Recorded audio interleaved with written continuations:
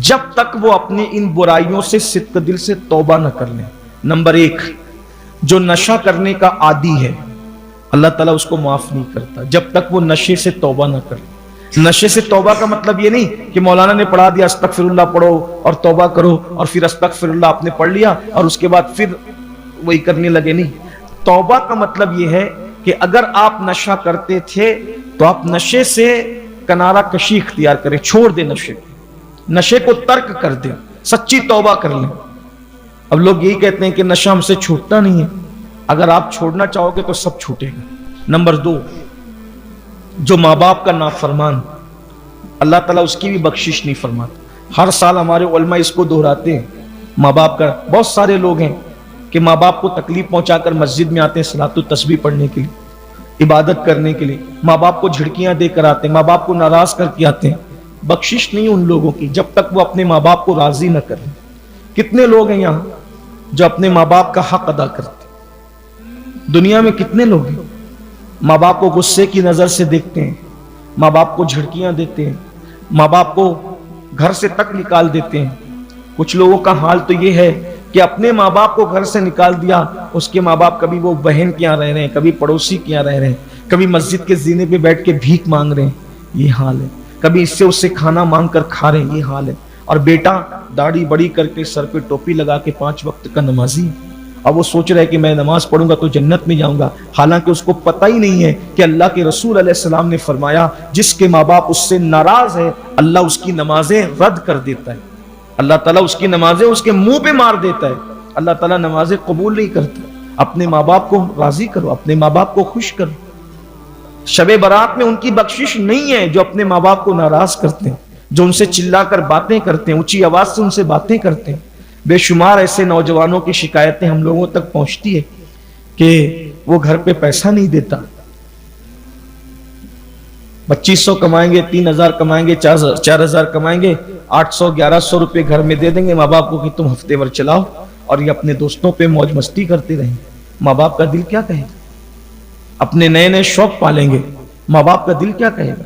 یاد رکھنا، اچھی طرح یاد رکھنا، اپنے ماں باپ کو راضی کرو۔ یہاں سے جانے کے بعد پہلا کام، اگر ماں باپ ناراض ہے تو ان کو راضی کرو، ان کو خوش کرو۔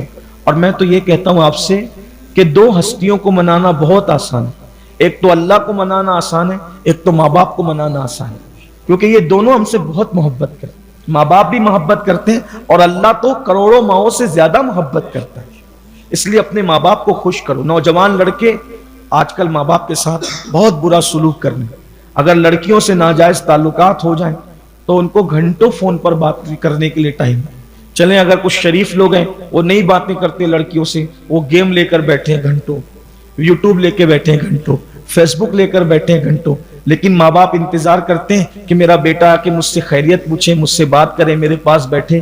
کتنے لوگ ہیں جو روزانہ اپنے ماں باپ کے پاس جا کر بیٹھتے ہیں، ان سے باتیں کرتے ہیں، ان کی خیریت پوچھتے ہیں، ان کے مسائل سنتے ہیں۔ اتنا یاد رکھنا، ہمارے بچپن میں جتنی زیادہ ہم کو ماں باپ کی ضرورت تھی، ان کے بڑھاپے میں اتنی ہی ہمارے ماں باپ کو ہماری ضرورت ہے۔ جب ہم بچے تھے تو ان کے بغیر سوتے نہیں تھے، جب ہم بچے تھے تو ان کے ساتھ ساتھ کہیں بھی بھاگ بھاگ کر جاتے تھے، جب ہم بچے تھے تو کھانا ان کے ساتھ کھاتے تھے، جب ہم بچے تھے تو سوتے ان کے ساتھ تھے، جب ہم بچے تھے وہ نظر نہیں آتے تھے تو ہم پاگلوں کی طرح ادھر ادھر دیکھتے تھے، میری امی کہاں گئی، میرے ابا کہاں گئے، ایسے ہی تھا۔ تو جو پوزیشن ہمارے بچپن میں ماں باپ کو ڈھونڈنے، ماں باپ سے پیار میں ہمارے لیے تھی، اب ان کے بڑھاپے میں ہمارے ماں باپ بھی وہ ہمارے بغیر رہ نہیں سکتے، وہ ہمارے بغیر جب ہم نہیں دکھتے تو ایسے ہی بے چین ہوتے جیسے بچپن میں ہم ان کے لیے بے چین ہوتے تھے، جیسے ہم ہر جگہ ان کے ساتھ جانا چاہتے تھے، بڑھاپے میں بھی وہ ہمارے ساتھ ایسے ہی رہنا چاہتے ہیں۔ لیکن سوچو بچپنے میں پھر ہمارے ماں باپ نے ہم سے کیا سلوک کیا، انہوں نے اپنے ساتھ رکھا، اپنے ساتھ بستر پہ سلایا، سینے پہ چمٹایا، سینے پہ رکھا۔ ارے ماں باپ کا احسان تو جانو اللہ کے بندو، اگر گھر میں کوئی اچھی چیز آ جاتی تھی تو ماں باپ خود نہیں کھاتے تھے، ہمیں کھلاتے تھے۔ عید پہ کپڑے بنانے کی بات آتی تھی تو پہلے کپڑے ہمارے بناتے تھے، چپل خریدنے کی بات آتی تھی تو پہلے چپل ہماری خریدی جاتی تھی، اگر عید کی تیاری کے لیے پیسے نہیں ہوتے تھے تو اپنے ماں باپ کی غربت کو یاد کرو، وہ چاند رات کو جو ہے وہ لوگوں کے پاس جا کر کے قرض مانگتے پھرتے تھے تاکہ وہ ہماری عید کے لیے انتظام کریں، اور آج ہم جب جوان ہو گئے، ہمارے ماں باپ کو ہماری ضرورت ہے تو ہم ان کا علاج نہیں کرانا چاہتے، ان کے علاج کے لیے ہم جو ہے وہ کسی اور پر ڈال دینا چاہتے ہیں، وہ کھانے کے لیے بے چین ہیں، وہ جس چیز کو کھانا چاہتے ہیں ہم لا کر دے نہیں پاتے، ہم دوستوں پہ تو خرچ کرتے ہیں، اپنے ماں باپ پہ خرچ نہیں کرتے، ہم دوستوں کے لیے تو جیب بھری رکھتے ہیں، اپنے ماں باپ کے لیے بھری نہیں رکھتے، ہم دوستوں کا تو خیال کرتے ہیں، اپنے ماں باپ کا خیال نہیں کرتے، دوستوں کا بھی خیال کرنا چاہیے لیکن ماں باپ کا کیا؟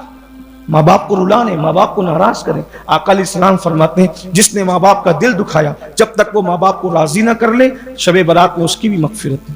تیسرا بندہ، آقا فرماتے ہیں جو کسی کے لیے دل میں بغض اور کینہ رکھتا ہے اس کی بھی شب برات میں بخشش نہیں۔ اگر یہ پرچہ اوپن ہو جائے نا کہ کس کس کے دل میں کس کس کے لیے بغض ہے تو ہم سب ناکام ہوں۔ اپنے دل میں ڈوب کے سوچو، بھائیوں کے لیے بغض و کینہ، جن دوستوں کے ساتھ 4 گھنٹہ اٹھتے بیٹھتے ان کے ساتھ بغض و کینہ، کتنوں کے دل صاف؟ اب آپ سوچتے ہوں گے کہ جب حدیث پاک ہے کہ شب برات میں ہر دعا قبول ہوتی ہے، میں تو ہر سال مانگتا ہوں لیکن لٹک ہی جاتا ہوں، کیوں لٹک جاتے ہو؟ اندر کیا ہے؟ ارے کینہ کتنا برا ہے، سور جتنا برا ہے اس سے برا کینہ ہے۔ کینہ دل میں کینے کا سور بٹھا رکھا ہے، کیسے دعا قبول؟ دل میں حسد کا کتا بٹھا رکھا ہے، کیسے دعا قبول ہوگی؟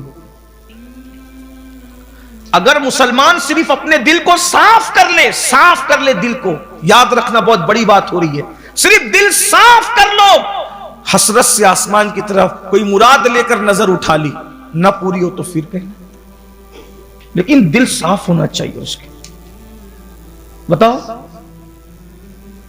جو بغل میں کتا لے کر پھرے وہاں رحمت کے فرشتے نہیں آتے، جو دل میں حسد اور بغض کا کتا اور سور بٹھا کر پھرے وہاں رحمت کے فرشتے کیسے؟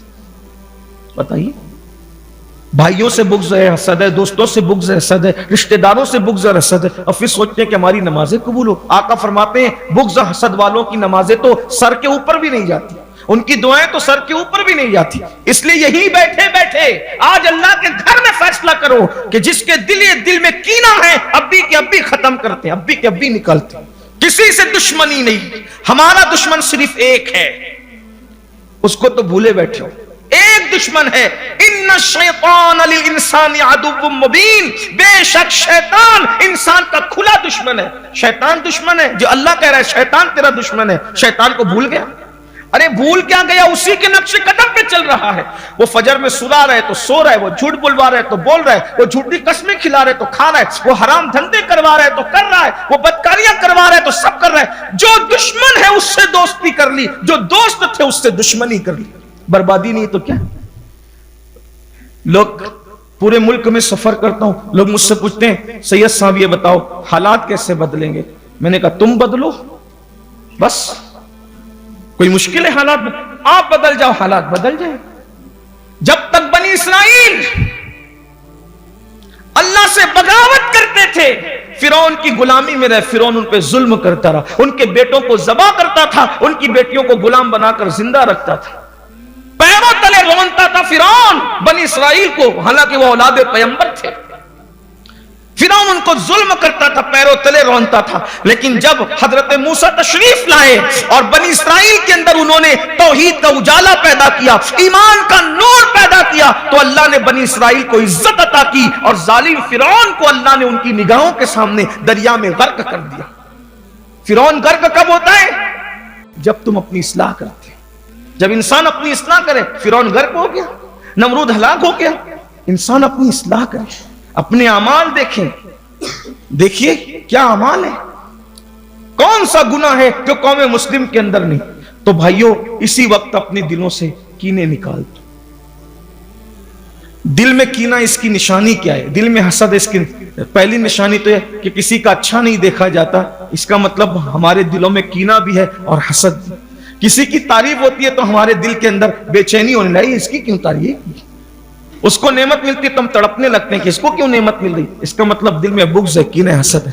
بلکہ اگر حسد دل میں کینہ نہیں اور بغض نہیں ہو دل کے اندر، تو جب کسی کو نعمت ملے گی تو آپ سوچو گے اللہ اس کو دیا، اس کو اور عطا فرما. یہ چیز دل سے کینہ نکالو. 3 باتیں ہوگی. نمبر 1 شراب کا عادی، نمبر 2 ماں باپ کا نافرمان، نمبر 3 دلوں میں کینہ رکھنے والا. اور کس کی بخشش نہیں ہوتی؟ اللہ اکبر.